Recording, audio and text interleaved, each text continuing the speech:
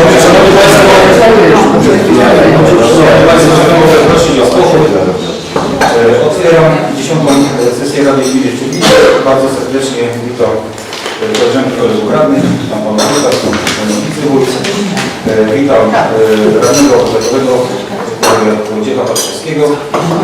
Bardzo serdecznie witam kierowników jednostek pomocniczych Urzędu Gminy w Szczeglinie.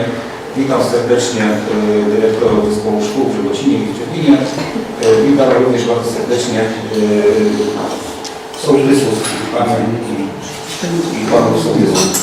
Szanowni Państwo, stwierdzam, że nas tam 15, w tej chwili obecnych na sali jest 15, wobec czego składa do podejmowania uchwał i pozwólcie, że przedstawię dzisiejszy porządek obrad.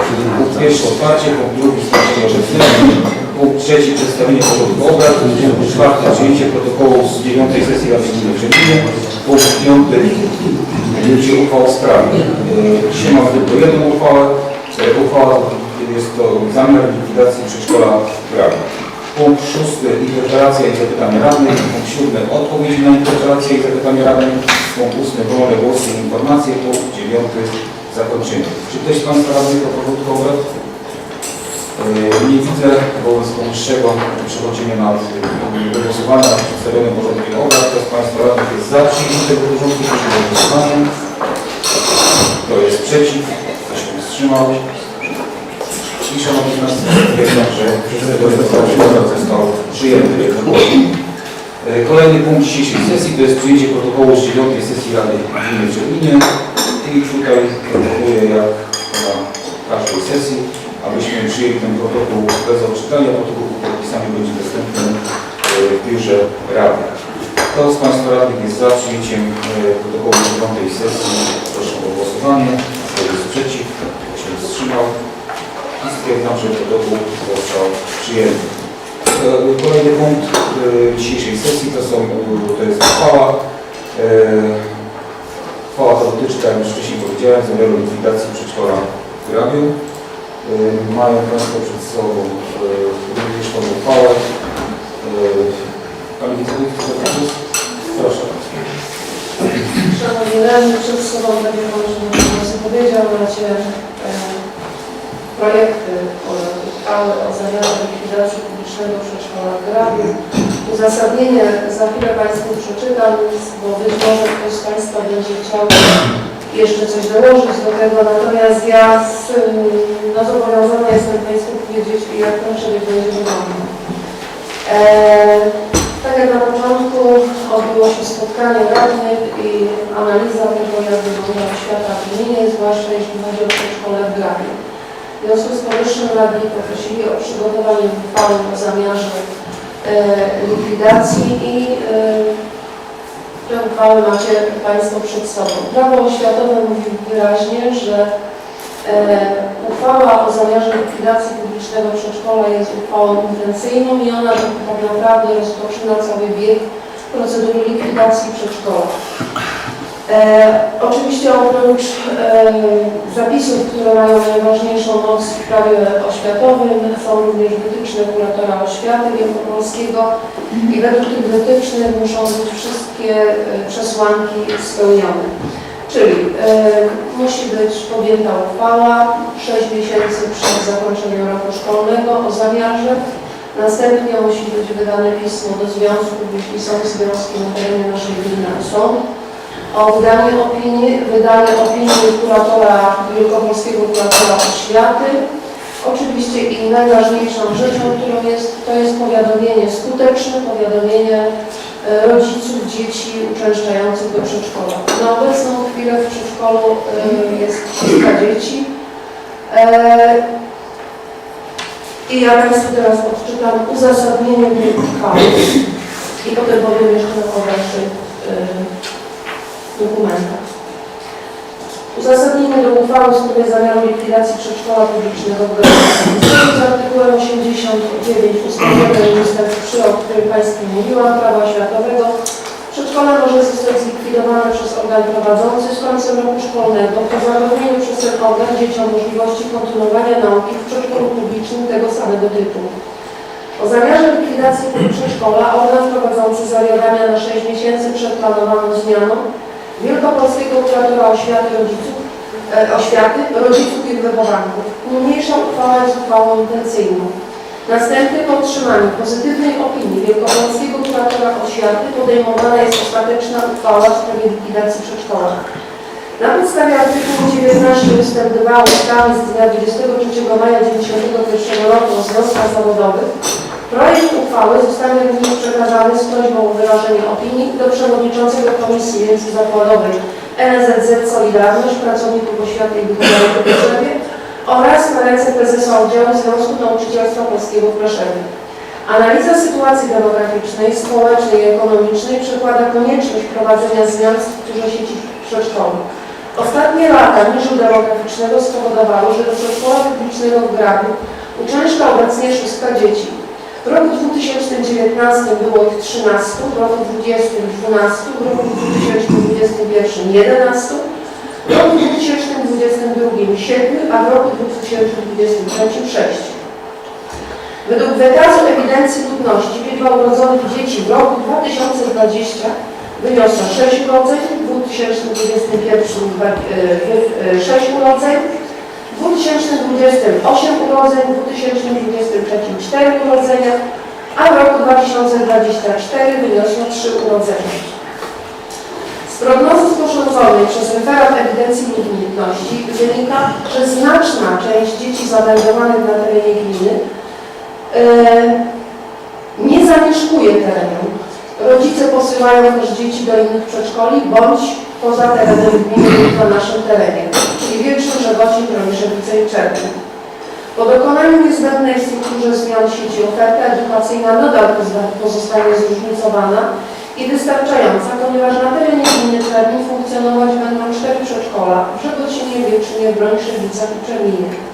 We wskazanych przedszkolach dzieci mają zapewnione wyżywienie. Dzieci z miejscowości Jasnego spełnią obowiązek rocznego przygotowania przedszkolnego w przedszkolu w Czerwinie wraz z zapewnieniem transportu. Mówimy o dzieciach 6-letnich. A w czasie transportu dzieci zostaną otoczone profesjonalną opieką. Przedszkole w Czerwinie posiada bardzo dobrze wyposażoną bazę dydaktyczną oraz kadrę pedagogiczną posiadającą wymagane kwalifikacje. Gmina Czerwień zapewnia wszystkim dzieciom urodzonym w miejscowości Grach korzystanie z wychowania przedszkolnego w przedszkolach na terenie gminy Czerwień, czyli nie zobowiązujemy tylko do Czerwina, ale możemy wybrać też inne miejscowości.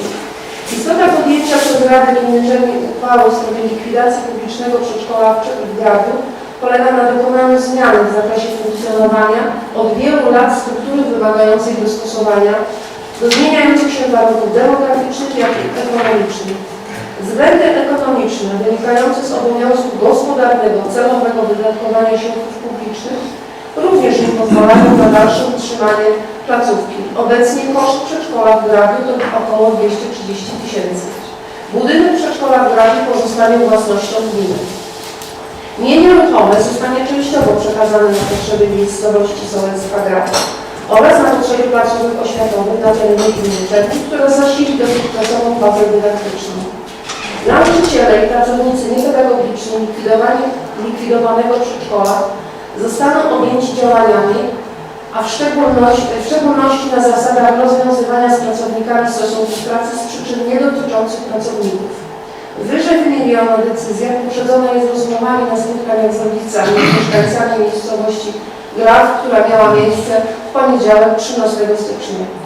Uwzględniając powyższe przesłanki, podjęcie uchwały w sprawie zamiaru likwidacji publicznego przedszkola w Grabiu należy uznać za zasadne. I to na razie jest pierwsza część uzasadnienia, która pójdzie też do kuratora oświaty. Ale żeby Państwu jeszcze przyłożyć dodatkowe informacje, bo każdy może powiedzieć, no dobrze, ale ewidencja ludności pokazuje zupełnie inaczej, tak jak ja powiedziałam, że te dzieci są u nas, ale one nie są po prostu zameldowane są, bo jak rodzi się dziecko, to od razu przy matce jest zameldowane, tak? Powiem Państwu tak, że zrobiliśmy taką prognozę na 4 lata i wygląda w ten sposób, że 2024-2025, czyli ten obecnie, co teraz mamy, powinno w sumie w Grabiu, jeśli by wszyscy chodzili, byłoby 32 dzieci, a mamy 6. 2025-26 30. 2026, 27, 27 dzieci, a 2027, 28, 21 dzieci. To pokazuje, że no niestety, ale sytuacja wszystkich tutaj zamieszkałych, a zwłaszcza osób, które gdzieś pracują, podejmują pracę, no też starają się znaleźć takie przedszkole, które jest w pobliżu lub spełnia wymagania takie, jak oni będą chcieli, lub też jest też tak, że po prostu w ogóle nie zamieszkują. I tyle. Albo chodzą do izby przedszkolnej na terenie naszej gminy. I jak są pytania, to nie wiem. Dobrze, dziękuję bardzo. A jeszcze, przepraszam, skuteczne powiadomienie rodziców. To będzie na takiej zasadzie, ponieważ mamy 6 dzieci, a jest 5 rodziców, tak? Jest to taka ilość, że nie będziemy wysyłać pism listownie, tylko przez panią sołtys, zresztą to już była mowa na zebraniu, które było 13. Pismo wraz z uzasadnieniem tego, żeby rodzice wiedzieli, co się dzieje, nie tylko sucha informacja o zamiarze likwidacji, pójdzie bezpośrednio do rodzica, gdzie ojciec i matka muszą potwierdzić. Dlatego, że rozmawiając z kuratorium była taka informacja, to proszę wysłać gońca. Na takich terenach, jak tutaj u nas, no, musiała być zawarta odmowa z kurierem. Goniec to no po prostu my tego nie mamy. W związku z powyższym ustaliliśmy, że zrobimy w ten sposób, że pani sołtys podejdzie i po prostu każdy rodzic przy obecności się podpisze pod dokumentem, że się zapoznał i przyjął to do wiadomości. I ta uchwała, i 30 dni czekamy na decyzję, zarówno związków, jak i kuratora. Oczywiście decyzja może być różna kuratora oświaty, bo to jest ostateczna decyzja. I po 30 dniach no, będziemy mogli powiedzieć kolejną uchwałę, jaką Państwo będzie, w zależności od tego, jak to się będzie.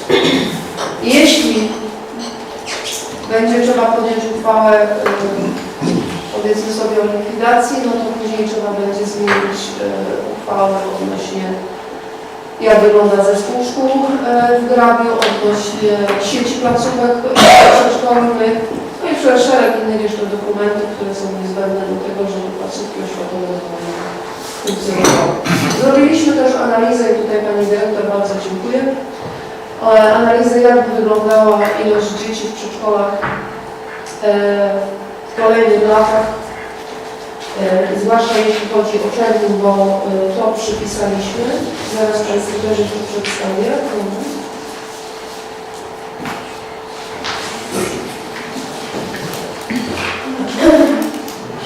I to wygląda w ten sposób. W 2025 rok szkolny 2025-26 według ewidencji ludności 3-latków byśmy mieli 24 w czerwinie, 4-latków 22, 5-latków 30, a mamy obecnie 18. 6-latków 21. 2026-27 3-latki 18, 4-latki 24, 5-latki 22, a mamy obecnie 11, 6-latków 30. 2027 3-latki 12, 4-latki 18, 5-latki 24, 6-latki 22. 2028-29 3-latków nie, no bo jeszcze nie mamy rocznika. 4-latki 12, 5-latki 18, 6-latki 24. To są na podstawie ewidencji ludności. Ja tylko tutaj przy tym 5-latkach wskazałam Państwu, jaka jest różnica między ewidencją ludności, a faktycznie uczęszczającymi dziećmi do przedszkola. Dziękuję. Dziękuję bardzo. Proszę.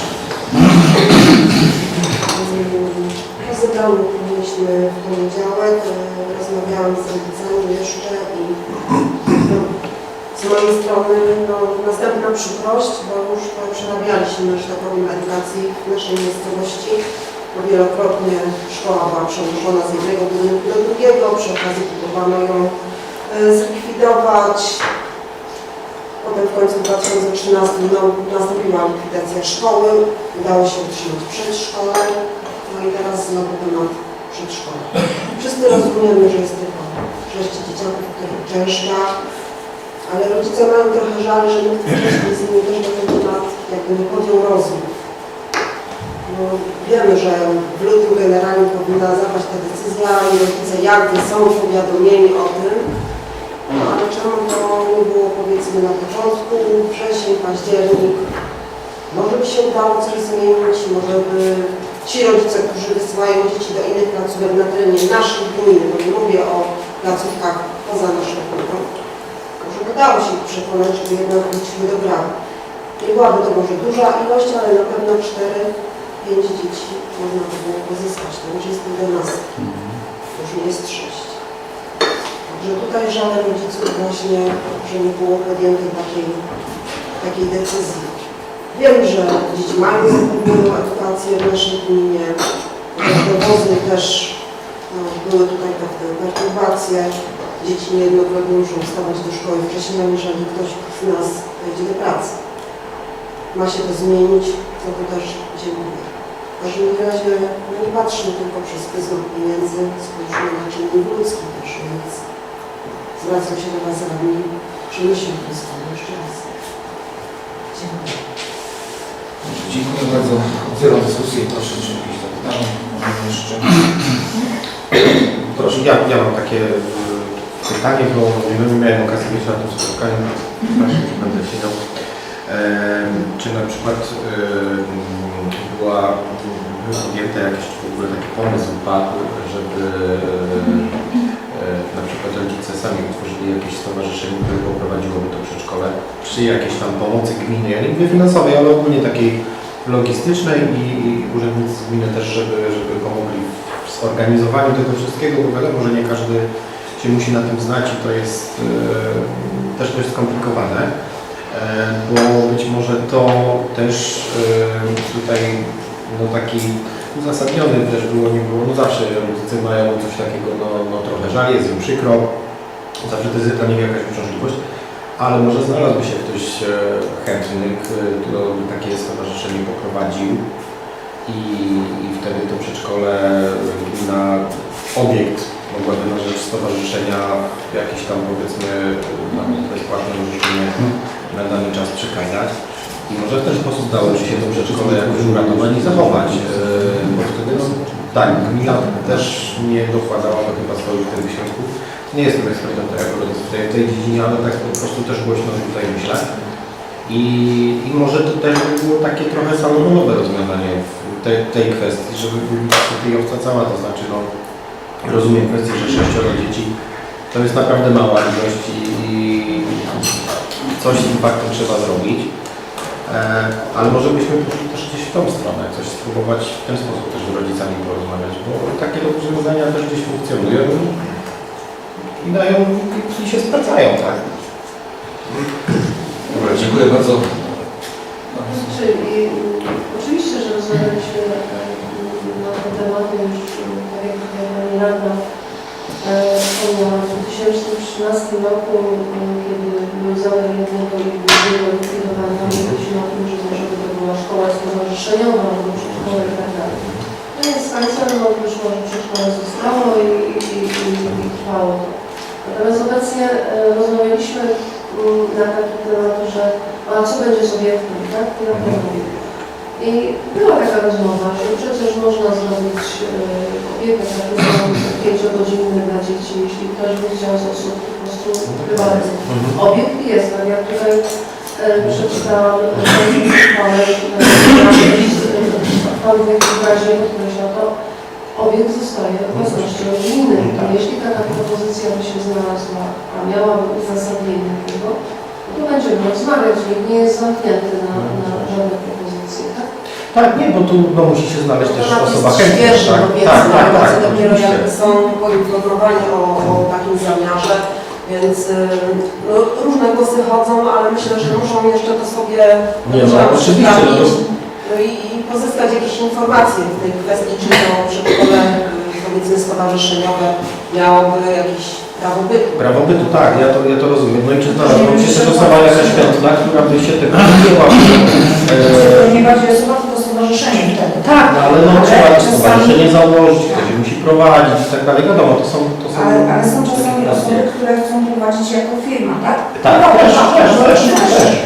Wydaje się, że być może po kalkulacji kosztów być może chcieliby dołożyć do tego przedszkola. Oczywiście, tak. To Są też jest przedszkola prywatne, są żłobki prywatne, może akurat ktoś zainteresuje się, Tak, jak jest tak. fajny, wyposażony, więc może potem nie tyle stowarzyszenie, bo koszty są zbyt duże, ale za większą może opłatą Tak, znajdzie się oczywiście. osoba prywatna, która chciałaby prowadzić. Tak, I to też jest możliwość. przedszkole może też miejsce jest może. Wtedy również no, też polewane było takie, że może by się udało je prowadzić tak, że są w jakiejś okolicy z Okoszłowy. Załki gdzieś też dzieci tam ściągnąć. No. W przypadku prowadzenia przedszkola przez osobę fizyczną czy przez stowarzyszenie, przypadku nauczycieli już nie obowiązuje karta nauczyciela, gdzie wynagrodzenia są dosyć wysokie. Natomiast znam przypadek prowadzenia stowarzyszeniowej w Lublinie Małej, gdzie no, ta liczba uczniów też drastyczna mała i stowarzyszenie też nie podołało wyzwań. Dobrze, dziękuję.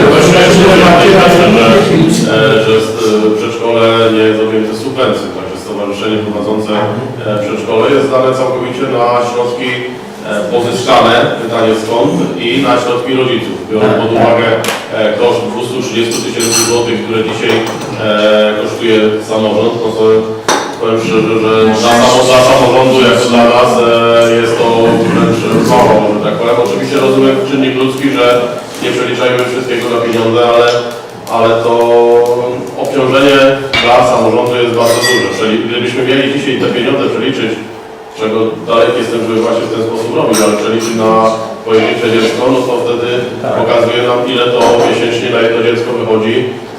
Rodzice owszem mówili o jakimś współfinansowaniu, ale padła kwota około 300 zł, tak? Natomiast no to w żaden sposób nie pokrywa tego.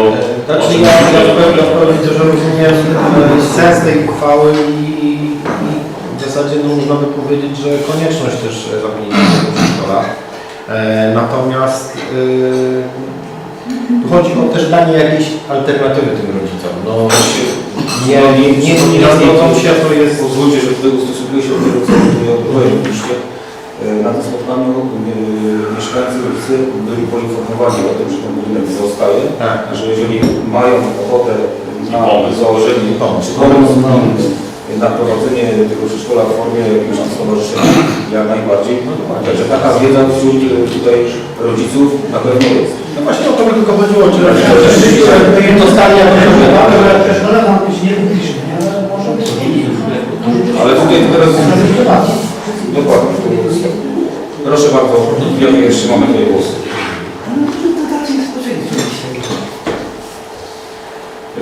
Szanowni Państwo, no, rozmawialiśmy, byliśmy tutaj na spotkaniu, część z rady tutaj była, także no, słyszeliśmy też, jakie te głosy padały też gdzieś tam ze strony mieszkańców. Z tych naszych spotkań, które się gdzieś tam odbyły między tutaj nami radnymi, ale również na spotkaniu z rodzicami, demografia. Tak. To słowo. Demografia zrobiła, że tak powiem, postawiła nas przed taką sytuacją, że jest tych dzieciaków jest naprawdę mało i no, gdzieś tutaj... Ale to też tego, co Pani wiceminister czytała, tej demografii, jak taki przydział zobytowany, który nie ma. Tak, Ale to wygląda, że nie ma ich fizycznie. Tak, No nie w całej gminie to tak wygląda, że mamy tu jest dosyć dużo, ale w jakimś terminie 28 zł. ale ja tak wysłałam już po tym spotkaniu, że właśnie to, że bardzo wiele dzieci korzysta poza z przedszkola, może być problemem w tym, że to przedszkole jest po prostu tak otwarte, tak? Rodzice szukają przedszkoli, które są otwarte dłużej i mogą pracować, tak? Więc ja, To jest też opieka. tu jest tak, tak mi się wydawało, że być może byłaby alternatywa dla tych mam, że mogłyby na przykład podjąć pracę też, tak, no bo teraz troszeczkę są po prostu zablokowane. To co powiedzieliśmy, budynek zostaje Oczywiście, dokładnie.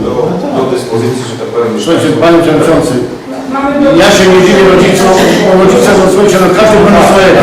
No to się ma co bronić, ale budynek zostaje, będą mieli możliwości, a może jak gdzieś tam się dogadają, to będzie możliwość przywiezienia z Prusinowa, już powiem po imieniu, czy z Suchy kogoś gdzieś, no może jak się dobrze zorganizują, to może będzie taka możliwość. Słuchajcie, my im tego nie będziemy zabierać, bo ja ostatni co głosował za tym, żeby budynek zabrać. Żeby ci rodzice mieli, ci mieszkańcy tamten budynek do dyspozycji. Tam jest ogrzewanie, tam jest wszystko, tam jest praktycznie budynek przygotowany w 100% do obsługi dzieci, starszych, młodych i przedszkolaków, i szkoły, i wszystko. Także zróbmy wszystko, słuchajcie, no bo Sylwana, ja Ciebie rozumiem najbardziej. Słuchajcie, Ty nawet nie możesz głosować, za tym ma być naprawdę nie wiem się. Dzisiaj się zrobiła w grabie, ja byś tego zagłosowała za likwidacją tego. Ale kochani, no mnie też jest przykro, bo ja tych mieszkańców grabu z nami i spotykamy się jak najbardziej z tymi mieszkańcami i młodymi, i starszymi, bo przecież człowiek się obraca w tym środowisku, ale będę musiał zagłosować za mną. 4 czy 6 osób chodzi do przedszkola. Mamy 230 tysięcy na utrzymanie i tyle dajemy dzisiaj, nie wiadomo co będzie za pół roku czy jak. To, bo słuchajcie, idą na tej wszystko do nauczycieli, podwyżki, ZUS-y, nie ZUS-y, wszystkie inne idą. Dokładnie, ogrzewanie i inne rzeczy. No więc słuchajcie, no, z przykrością to zrobię, ale zagłosuję dzisiaj za. Z przykrością to zrobię. No, dziękuję bardzo. Czy mamy jeszcze jakieś głosy? Ja myślę, że jeżeli pojawiła się jakaś alternatywa, to gmina też jak najbardziej będzie za tym, żeby przynajmniej na początek gdzieś tam pomóc i przygotować budynek, życzenie bezpłatne na... Tak, tylko mogliśmy już wcześniej z rodzicami rozmawiać, dlatego że dzisiaj przy tej uchwale moglibyśmy też mówić o tym, że rodzice już mają jakiś pomysł na coś. Sylwana, ale może się urodzić pomysł, bo my jeszcze ostatecznie decyzji nie podejmujemy dzisiaj. My podejmujemy taką wstępną... Zadaj likwidacji, także... No dokładnie, za likwidację. Dokładnie, ale jeszcze W czasie tutaj mamy, że to jeszcze takie Ale jak nie czuje, musi robić, dokładnie. na możliwe mamy 31 sierpnia 2025. No, z końcem roku szkolnego? Tak. To nie jest tak. Likwidacja następuje z dniem 31 sierpnia, ale ja po otrzymaniu opinii od wszystkich i przyjdzie i Państwo zadecydujecie, no to jest koniec. Aha, czyli nawet w trakcie roku szkolnego też... To jest dokumenty, później już cała reszta, Nie, jak powiedziałam, to oczywiście tak. Ja to rozumiem, tylko że w międzyczasie, no wiadomo, to zawsze możemy tak mówić, że coś było za późno i tak dalej, to zawsze coś będzie za późno. Zawsze, no nie dogodzimy wszystkim, tak mi się wydaje. I jest ten czas jeszcze i to pole manewru, żeby rodzice też mogli jakąś inicjatywą, czy mieszkańcy w tym czasie wyjść w stronę gminy, że stopujemy ten proces, bo my na przykład sobie, czy nie stopujemy, bo gmina jako gmina to przedszkola zamyka, ale w międzyczasie, no, udało nam się, uzyskaliśmy środki, cokolwiek, nie wiem, większą liczbę dzieci zorganizowaliśmy, przejmujemy to, działamy, tak? I to zawsze mają mieszkańcy drzwi otwarte. Klubiki na przykład. Tak. Dobrze, szanowni Państwo, proszę jeszcze, czy mamy jakieś pytania? Znaczy ja tylko jeszcze tutaj dopowiem, Panie Przewodniczący, że to też nie jest tak, że my dzisiaj, że tak powiem, budzimy się w dniu 15 stycznia z tym, że likwidujemy, czy mamy zamiar likwidować, bo tak naprawdę w przestrzeni publicznej takie zapytania, takie informacje i takie, że tak powiem, troski o to, że no, prędzej czy później coś takiego będzie, no to wiemy doskonale, że gdzieś to i wśród rodziców gdzieś takie zapytania krążyły, tak? Więc no, ja myślę, że w miarę no, gdzieś każdy ma świadomość, że im więcej upływa nam dzieci, tym my jako samorząd mamy większy problem. No i my jaką decyzję dzisiaj podjąć musimy, tak? Przeciąganie czegoś to powoduje, że koszty nie zmaleją, może wzrosną, a no, rodzice też, no, z tych dzieci, które tu Pani Wójt przeczytała, no to ja obawiam się, że sporej tej części w ogóle nie ma w gramie ani w gminie Czernik, tak? Część z tych dzieci z jakiegoś powodu, no może uzasadnionego, że gdzie indziej jest dłużej, gdzieś indziej jest wyżywienie, tylko no też padło na spotkaniu ze strony jednej z mam, a może to jakbyśmy zrobili to dożywianie w grabiu, no to wtedy może te dzieci by były, tylko no już liczmy się z tym, że koszty wzrosną. Oczywiście, tak? Teraz... Szanowni Państwo, czy mamy jeszcze jakieś głosy? Jeżeli nie ma, to zamykam dyskusję i przechodzimy do głosowania nad uchwałą w sprawie zamiaru likwidacji przedszkola ubockiego w kraju. Przystępujemy do głosowania. Kto z Państwa radnych był za przyjęciem tej uchwały? Proszę o głosowanie. Kto jest przeciw? Kto się wstrzymał? I Szanowni Państwo, stwierdzam, że powyższa uchwała została przyjęta. Szanowni Państwo, kolejny punkt dzisiejszej sesji to są interpelacje i zapytania radnych. Bardzo proszę, czy jakieś nowe problemy pojawiły się? Nie widzę. Kolejny punkt. Znaczy, ja chciałam tylko poruszyć temat podróżowania zamieszczenie się na maszynach między Czerminem a Skrzypnią a Marszyną. Jest już coś jest bardzo niebezpieczne. Nie tylko jedna udziałowego, ale pewnie większość nas też. Tak, tak. Zakład gospodarki komunalnej, który jeździ sam i widzi Pana, został poproszony o to, żeby zatrzymać i po prostu to mógł Pan dać kamizelkę, bo jest bardzo niewidoczny. Zresztą jest jeszcze jedna osoba, która też w ten sposób się, nie w ten sam sposób, nie pierwsza, ale się przemieszcza i też ma dostać kamizelkę. Możemy zrobić Ta druga osoba, która jest cała czarna, jedząc tak, jest prawda, że to nie jest tak, że o tym nie wiemy. Kamizelkę chcieliśmy jednej i drugiej osobie dać, prawda? Były rozmowy 4 oczy z jedną z tych osób w innym temacie. Rozmowa jest bardzo trudna, bo tak wygląda, nawet niemożliwa, bo jest jednostronna. Druga osoba ma kamizelkę, nie zaczyna, ale osobiście rozmawiamy. Może nie założę, ale niestety szkoda, ale na to nic nie mamy jakby wpływu, policja, która może przejść na ostrzeżenie, jak to się nazywa, to może to być polityczny, papierosy jako samo ostrzeżenie, to nie zaczyna, zaczynamy reagować. To bezpieczeństwo swoich, ale także tej osoby, która się porusza z danym tematem. Dobrze, dziękuję bardzo. Ja tutaj może nowy stary temat akurat bo mamy nowy rok, to i tutaj Agnieszka, pani sołtys Skrzypki może też coś pomoże, bo akurat wiemy, że RDOŚ wydało umowną decyzję niejaka na wycięcie tych drzew państwa Kulów. I chyba wydaje mi się, że niespecjalnie damy radę to jakkolwiek tutaj przeskoczyć, ale czy byłaby możliwość chociażby uformowania tych koron, bo tam jest naprawdę bardzo niebezpieczne i to nie tylko dla ich domów, ale dla przejeżdżających samochodów, dla dzieci idących na przystanek. Te gałęzie są tam suche, tam non-stop wieje dość mocny wiatr, to spada na drogę, naprawdę tam dojdzie do jakiejś tragedii. To jest rzecz taka, którą trzeba by koniecznie zrobić, bo to uformowanie koron na pewno dużo by dało, odciążyłoby trochę te drzewa, te suche gałęzie pousuwać, bo naprawdę to się bardzo źle skończy. Dobrze, dziękuję bardzo. Proszę, wolne głosy i wnioski. Interpelacje i zapytania rady jeszcze. Cieszyłem się, jak to przewodniczący powiedział, że jakieś nowe właśnie, jak się urodziła, to cały czas te same. Ale tak poważnie odpowiadając, faktycznie tam było dość nie uzgodnił pozytywnie. Tak. I to jest taka bolączka nie tylko w tej sytuacji, także wielu innych, gdzie my naprawdę uważamy, że trzeba zostać usunięte, a to jednak nam gdzieś ma takie spojrzenie typowo z zabiorka gdzieś z Poznania, ale inaczej to widać. Samo usunięcie drzew jest dla nas też kosztem i to nie mamy. No to usunięcie drzewa to jest około 1000-1500 zł, bo dzisiaj nikt nie jest zainteresowany, jeszcze tym bardziej w jakichś trudnych warunkach, gdzie jest linia energetyczna i tak dalej, żeby wiedzieć. My to musimy wynajmować dostarczą wybrać, kosztuje, tak jak mówię, od jednego drzewa od 1000-1500 zł.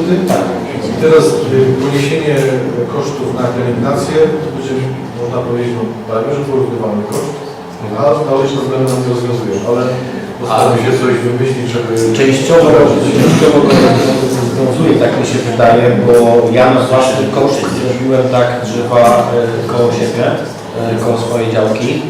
i też istniało ryzyko, to był wiatr, to drzewo wręcz aż trzeszczało i ono by się w końcu przewróciło na drogę, przez drogę zerwałoby linię i tak dalej. Przycięcie tych gałęzi naprawdę bardzo odciążyło te drzewa. Drzewom nic się nie stało, one zachowały swój ładny kształt, swoją wysokość, natomiast to jednak no jest mega duża różnica. Podczas wiatru nawet nie słychać, żeby to drugie drzewo coś tam zatrzeszczało i tak dalej, więc tu chociaż odcięcie tych wszystkich sucharów tak zwanych, tych gałęzi i no, sformowanie tego jakieś, sądzę, że dużo by pomogło, bo rozumiem, że tak jesteśmy będziemy raczej zablokowani z całkowitą ich wycinką, no rozumiem, porównujesz koszty, ale coś z tym fantem trzeba zrobić, tak czy siak, bo tam naprawdę to się źle zrobi. Przepraszam, tam są też linie energetyczne. Tak, linie też. I te konary drzewisz są tak popylone, że może być takie działanie. Ja się źle wyraziłem, że to może nic nie zmieni, bo to zmieni na jakiś czas. Tak, no. My staramy się rozwiązywać problem, żeby nie mieć do głowy, więc te drzewa no nie są tak mocno przyszłościowe, skoro już umierają, więc wydawało się, że lepiej było je wyjść. Tak, no to nie był najlepszy. To postaram się zrobić tak raz. To by był najlepsze wyjście i tak jak Aga też mówiłaś, no, możemy zrobić nawet i jako wieś jakieś tam nowe nasadzenia wokół, wzdłuż tych drogi czy coś. Dobrze, dziękuję bardzo. Proszę, relacje z pytania radnych. Czy ktoś z Państwa ma jeszcze jakieś zapytania? Nie widzę. Kolejny punkt to są wolne głosy i informacje. Czy ktoś z zaproszonych gości chciałby zabrać głos? Jeżeli mogę w tym punkcie akurat. Jedna informacja, Szanowni Państwo, 20, tak pewnie większość z Was już wie, 25 w sobotę w Kręszewicach jest zorganizowany po raz drugi taki gminny finał Wielkiej Orkiestry Świątecznej Pomocy. Z tego wczoraj odbyło się tam małe spotkanie organizacyjne, na którym część z Państwa była. Przede wszystkim zapraszam wszystkich na to spotkanie. Myślę, że ci, co byli w zeszłym roku, to wiedzą, że impreza była naprawdę pod kątem tego, co udało się zebrać na potrzeby orkiestry i pod kątem tego, jak impreza sama w sobie wyglądała, była naprawdę przednia, czego nam niejednokrotnie sąsiedzi z ościennych miejscowości i gmin zaprosili. Jedna taka moja prośba. Generalnie tu na ręce dyrektorów już pragnę podziękować, że się w to również włączyliście z występami artystycznymi swoich dzieci i opieką ze strony nauczycieli. Myślę, że tą część taką jak gdyby artystyczną i ogólnie to, co ma się wydarzyć, wiemy jak ma wyglądać i tak będzie wyglądać. Natomiast jest jeszcze jedna mała bolączka, która gdzieś tam wychodzi w trakcie. Mianowicie jest zaplanowana loteria i licytacje. Gdyby ktoś z Państwa miał jakieś fanty, cokolwiek, co byście chcieli przekazać, to jest taka prośba, żeby dostarczyć to albo do sekretariatu zespołu szkół w Bręszewicach, albo skontaktować się czy ze mną, czy z Moniką Doczekarską, czy z sołtysem tutaj Andrzejem, no to my te rzeczy jesteśmy w stanie jak najbardziej przyjąć i myślę, że korzyść jakaś z nich na pewno będzie. Dobrze, dziękuję bardzo. Wolną informację. Proszę. Panie Przewodniczący, Wysoka Rado, Szanowni Państwo, ruszyły się prace na rowach powiatowych, z czego się bardzo cieszę. Jest to namacalne, wizualne. Pan tutaj nasz radny, zarazem szef dróg powiatowych, doczekają się w czasie tej kadencji, że tak naprawdę te prace na tych rowach widać. Czekam jeszcze na Brojszewicach, tam jadę na drugich Brojszewicach również tam jest porządkowane, nie wiem jak na Marialinie, ale też pojadę tam dlatego, że ja będąc już czwartą kadencję w Radzie Powiatu naprawdę się tyle nasłuchałem i nigdy nie szło ruszyć. A jak się ruszyło, to się ruszyło tylko na jednym punkcie, jednym miejscu. Natomiast teraz widać faktycznie, że ciągi są robione i widzę, że z początkiem roku oby to dalej szło i oczywiście na terenie całej gminy. Dziękuję bardzo. To przyczyna jak taki czasu na połączy jak na... Raczej przyczynę, przepraszam, przyczynę z czego się wzięło? Że mamy nowego pana jako szefa dyrektora powiatowego.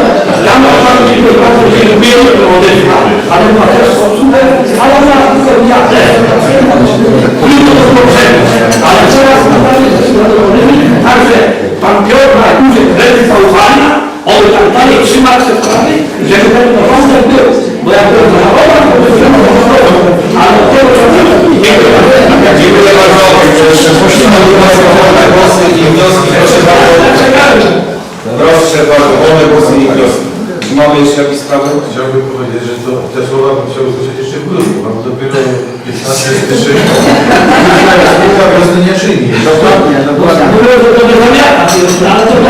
jeśli mogę zapytam się, bo z tego co pamiętam, na sesji, czy w listopadzie była była informacja, że powiat gminy Czernin przekaże $5 miliona złotych do końca roku na czyszczenie rowu. Nie, Ale taką informację otrzymaliśmy, pytaliśmy się, prawda, wtedy. Moje pytanie, czy te $5 miliona złotych do końca roku, czy tak zostały wykorzystane? Nie. Mam propozycję wówczas, ale Pana informacja, ale było Rady powiatowe. nie jest na pana sesja, możemy otworzyć. Dobrze, proszę Wojciech. Spotykaliśmy tutaj na Komisji Bezpieczeństwa tutaj, tak, z kolegą Józefem, pani Meller była i wówczas padło, bo pani Meller miała uczestniczyć w ale pojawił się pomysł, proszę Państwa, żeby, bo ona nigdy praktycznie nie mówiła o podwyżce kasy na utrzymanie dróg powiatowych i w ogóle jako drogownictwo. I to był taki zachwyt, co prawdę mówiąc, ja też nie wiedziałem, bo skąd ja nie wiem, ja to w sprawie budżetu nie sprawdzam, pomimo że na komisjach i w komisji budżetowej w ustawodawstwie jestem, tak? Ale wówczas padło pytanie i padło z naszej strony zapewnienie, że będziemy wraz z starostą i zarządem działać w tym kierunku, żeby na 2025, bo w roku się nie da, żeby zwiększyć budżet na drogi powiatowe i tak się stało. Pamiętam. No jeżeli tak powiedział Pan nam, szkoda, że to nie, bo to się pomylił być może, no to ja głosuję, no, jeżeli tak powiedział. Dobrze, dziękuję bardzo. Wolne głosy, wnioski, proszę bardzo. Nie ma, koniec. Jeżeli nie ma, to zamykam.